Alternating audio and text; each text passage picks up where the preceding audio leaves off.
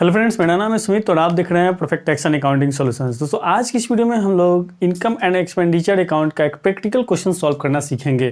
दोस्तों इससे पहले हम लोगों ने जाना कि एनपीओ मतलब नॉट फॉर प्रॉफिट ऑर्गेनाइजेशन क्या होता है। साथ में दोस्तों हम लोगों ने रिसिप्ट एंड पेमेंट अकाउंट बनाना सीखा। उसके साथ साथ दोस्तों हम लोगों ने सीखा कि इनकम एंड एक्सपेंडिचर अकाउंट क्या होता है। इसके पीछे के पूरे कंसेप्ट को हम लोगों ने अच्छे से समझा है।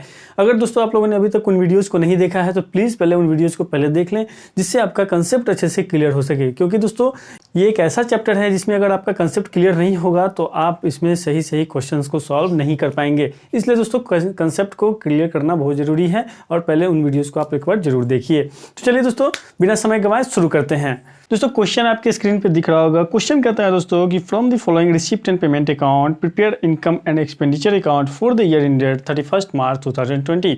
ठीक है, आपको रिसिप्ट एंड पेमेंट अकाउंट दिया गया है, उसकी मदद से आपको क्या बनाना है दोस्तों, इनकम एंड एक्सपेंडिचर अकाउंट बनाना है। दोस्तों जैसा कि हम लोग जानते हैं कि इनकम और एक्सपेंडिचर अकाउंट बनाने के लिए आपको रिसिप्ट और पेमेंट अकाउंट की जरूरत होती है। साथ ही दोस्तों कुछ अगर एडिशनल डिटेल हैं वो भी अगर दिए रहेंगे तो उसका भी जरूरत आपको पड़ेगा। क्लियर दोस्तों?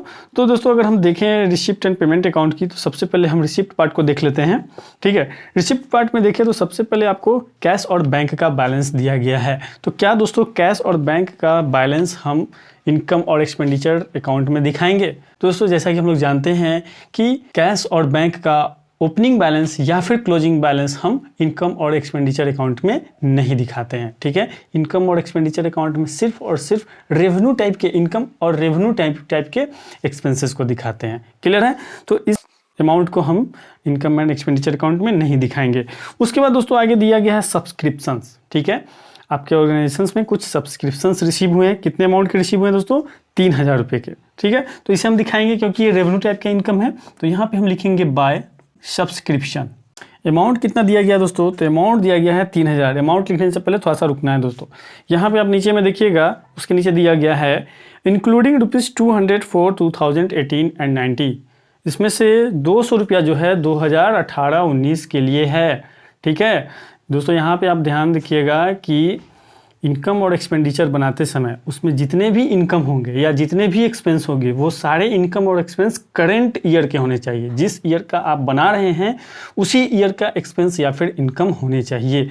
अगर पिछले ईयर का इनकम दिया हुआ है तो उस ईयर इनकम को आप लेस कर देंगे। पिछले ईयर का अगर एक्सपेंस दिया हुआ है तो उसे भी आप लेस कर देंगे। अगले ईयर का अगर इनकम दिया हुआ है ऐड करके तो उसे भी आप लेस कर देंगे। अगले ईयर का अगर एक्सपेंस दिया हुआ है तो उसे भी आप लेस कर देंगे। क्लियर दोस्तों? या फिर करेंट पीरियड का कोई एक्सपेंस आपने पिछले महीने में पेमेंट कर दिया है तो उसे आपको ऐड करना है। करेंट ईयर का कोई एक्सपेंस आपने अगले ईयर में पेमेंट किया है तो उसे भी आपको ऐड करना है। करेंट ईयर का कोई इनकम अगर आपने पिछले साल में रिसीव कर लिया है एडवांस में तो उसे भी आपको ऐड करना है। करेंट ईयर का कोई इनकम अगर आपने नेक्स्ट ईयर में प्राप्त किया है तो उसे भी आपको ऐड करना है। इसे दोस्तों ध्यान में रखिएगा। ठीक है, तो यहाँ पे आप देख सकते हैं कि 3000 रुपया दिया गया है, जिसमें 200 रुपया जो है वो पिछले साल का है। तो क्या करेंगे दोस्तों, 200 रुपया हम लेस कर देंगे। ठीक है, तो यहाँ पे आप अंदर में ही लिख सकते हैं कि सब्सक्रिप्शन कितना था, 3000 रुपया था। ठीक है, और इसमें से हम लेस कर देंगे, क्या लेस कर देंगे, फॉर 2018-19 कितना अमाउंट है, 200 रुपया। तो ये 200 रुपया हम लेस कर देंगे तो कितना अमाउंट आ जाएगा, 2800। क्लियर है? चलिए आगे दोस्तों इसमें कर रहा है इंटरेस्ट ऑन इन्वेस्टमेंट। ठीक है, इंटरेस्ट मिला है आपको इन्वेस्टमेंट में, तो ये दोस्तों रेवेन्यू टाइप का इनकम है ना, रेगुलर जनरेट होने वाला इनकम है। तो इसे भी हम इनकम साइड में दिखा देंगे bye interest on investment. Amount कितना है दोस्तों? तो ये दिया गया है 1500 रुपया। क्लियर है? उसके बाद दोस्तों बैंक इंटरेस्ट दिया गया है। तो बैंक इंटरेस्ट भी क्या है दोस्तों, रेवेन्यू इनकम ही है। तो इसे भी हम यहाँ पे डाल देंगे बाय बैंक इंटरेस्ट। कितना हो जाएगा दोस्तों यहाँ पे, यहाँ हो जाएगा आपका 10 रुपया। क्लियर है? अब दोस्तों एक चीज़ यहाँ पे ध्यान दीजिएगा, मान लेते हैं कि यहाँ पे क्वेश्चन में दिया रहता कि फिक्स एसेट को सेल किया उससे आपको इनकम हुआ, तो क्या उस इनकम को हम यहाँ पे दिखाते? नहीं दिखाते दोस्तों। क्यों नहीं दिखाते? क्योंकि वो रेवेन्यू इनकम नहीं है, वो कैपिटल इनकम है, उसे आप यहाँ पे नहीं दिखा सकते हैं। यहाँ पे सिर्फ और सिर्फ रेवेन्यू इनकम को ही हम दिखाएंगे। क्लियर है? चलिए, तो हमने रिसिप्ट साइड के सारे एंट्रीज को देख लिया। अब पेमेंट साइड की एंट्रीज को देखते हैं। तो पेमेंट साइड में सबसे पहले दिया गया दोस्तों सैलरी पेमेंट किया गया है कितना, 3500 रुपया। ठीक है, रेवेन्यू एक्सपेंडिचर है, क्या हो जाएगा टू सैलरी, अमाउंट कितना है 3500। ठीक है, तो यहाँ तो नॉर्मल सैलरी दिया गया तो तुमने यहाँ लिख दिया। अब मान लेते हैं दोस्तों कि 3500 में दिया हुआ रहता कि आपने 500 रुपया एडवांस में सैलरी पेमेंट किया हुआ है अगले साल के लिए, तो क्या करते दोस्तों, उसे लेस कर देते, 500 रुपया कर देते ना। या फिर दिया हुआ रहता कि 500 रुपया आउटस्टैंडिंग सैलरी रह गया, ठीक है, आपने 500 रुपया कम पेमेंट सैलरी किया, आउटस्टैंडिंग रह गया, तो उसे क्या करते दोस्तों, उस 500 रुपया को हम इसमें ऐड कर लेते हैं। क्लियर है, कोई कन्फ्यूजन? चलिए आगे दोस्तों, रेंट का पेमेंट किया गया है टू रेंट भी दोस्तों रेवेन्यू एक्सपेंडिचर है, कितना है 600। उसके बाद दोस्तों printing and stationery to printing and stationery, ठीक है, ये भी रेवेन्यू एक्सपेंडिचर है, कितना अमाउंट है 145। उसके बाद दोस्तों आगे दिया गया है पोस्टेज एंड टेलीग्राम, ये भी रेवेन्यू एक्सपेंडिचर है, पोस्टेज एंड टेलीग्राम, कितना अमाउंट है दोस्तों, यहाँ पे दिया गया है 25 रुपीज़। ठीक है, उसके बाद दोस्तों आगे है परचेज ऑफ इन्वेस्टमेंट। और दोस्तों इन्वेस्टमेंट किया गया है, तो क्या इन्वेस्टमेंट करना रेवेन्यू एक्सपेंडिचर है? नहीं, इन्वेस्टमेंट करने से आपका रेवेन्यू नहीं बढ़ेगा, इन्वेस्टमेंट करने से आपका एसेट बढ़ रहा है, वो रेवेन्यू एक्सपेंडिचर नहीं है, वो कैपिटल एक्सपेंडिचर है। तो क्या इसे हम इसमें दिखाएंगे? नहीं दिखाएंगे दोस्तों।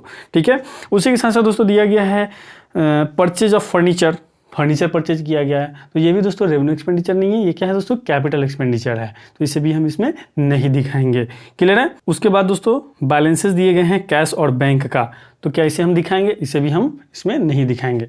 क्लियर है? तो जितने भी रिसिप्ट और पेमेंट के ट्रांजेक्शन से उन ट्रांजेक्शन्स को हमने यहाँ पे दिखा दिया। अब हम क्या करेंगे दोस्तों, दोनों साइड का टोटल करेंगे। ठीक है, इनकम साइड का अगर हम टोटल करेंगे तो यहाँ पे आ जाएगा आपका 4310।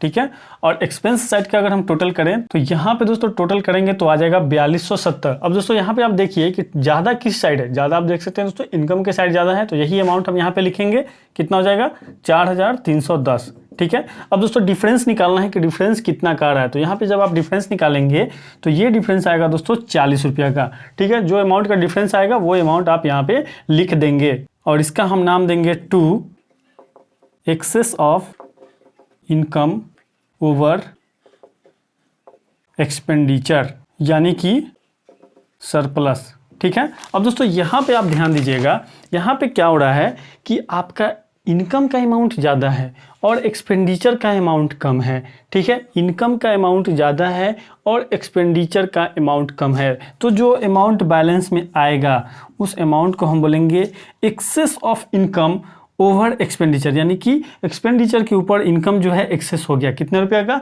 40 रुपया का, और इस 40 रुपये को हम सरप्लस भी बोल सकते हैं। क्लियर दोस्तों? वहीं इसके अपोजिट अगर आपका एक्सपेंडिचर का अमाउंट ज़्यादा होता और इनकम का अमाउंट कम होता तो अब हम क्या करते दोस्तों, तब आपका बैलेंसिंग इस साइड में होता और यहाँ पे लिखते bye access of expenditure over income, यानी कि एक्सपेंडिचर आपका ज़्यादा हो गया इनकम के ऊपर, उसे हम बोलते हैं दोस्तों डिफिक्ट, यानी कि एक तरह से लॉस उसे बोलते हैं। क्लियर दोस्तों? तो इस तरह से आप इनकम और एक्सपेंडिचर अकाउंट बनाएंगे। ये दोस्तों बहुत ही सिंपल सा एग्जांपल हमने लिया था जिससे कि आप समझ सके कि किस तरह से आपको इनकम और एक्सपेंडिचर बनाना है। नेक्स्ट वीडियोज़ में दोस्तों इससे भी डिफिकल्ट एग्जाम्पल्स को हम लोग देखेंगे, साथ ही दोस्तों फंड बेस्ड अकाउंटिंग और नॉन फंड बेस्ड अकाउंटिंग भी हम लोग सीखेंगे। तो दोस्तों आई होप इस वीडियो को देखने के बाद आप इनकम और एक्सपेंडिचर अकाउंट आसानी से बना पाएंगे। दोस्तों अगर आपको ये वीडियो अच्छा लगा तो वीडियो को लाइक कर दीजिए और चैनल पे नए हैं तो इस चैनल को सब्सक्राइब कर लीजिए। Thank you for watching. Vande Mataram.